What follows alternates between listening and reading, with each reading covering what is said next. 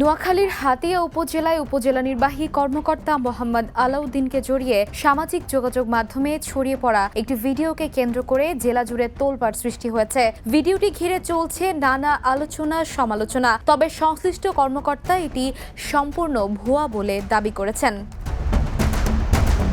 সোমবার সকাল থেকে ফেসবুক সহ বিভিন্ন মাধ্যমে প্রায় 29 সেকেন্ডের একটি ভিডিও ছড়িয়ে পড়ে। এতে একজন নারীকে ঘিরে আপত্তিকর পরিস্থিতিতে দেখানো হয়েছে বলে দাবি করা হলেও ভিডিওটির সত্যতা নিয়ে প্রশ্ন উঠেছে।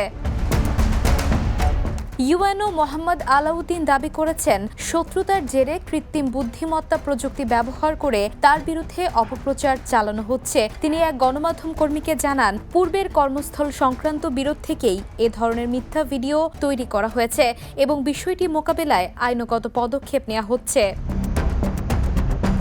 স্থানীয় সূত্রে জানা গেছে, ভিডিওটি ছড়িয়ে পড়ার পর সোমবার সকালে ইউএনও সংক্ষিপ্ত সময়ের জন্য কর্মস্থলে এসে পরে জেলা সদরের উদ্দেশ্যে রওনা দেন। এরপর থেকে তার সঙ্গে সরাসরি যোগাযোগ সম্ভব হয়নি। ইউএনও কার্যালয়ের একাধিক কর্মকর্তা জানান, তারা সামাজিক মাধ্যমে ভিডিও ছড়িয়ে পড়ার বিষয়টি শুনেছেন, তবে এর সত্যতা সম্পর্কে নিশ্চিত নন।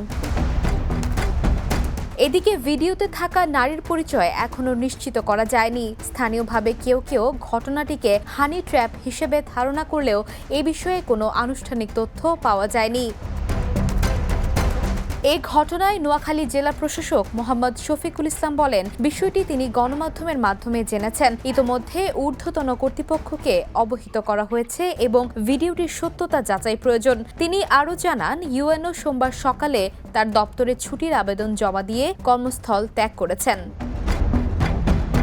প্রশাসনের পক্ষ থেকে জানানো হয়েছে, বিষয়টি খতিয়ে দেখে প্রয়োজনীয় ব্যবস্থা গ্রহণ করা হবে। Desk report, The News.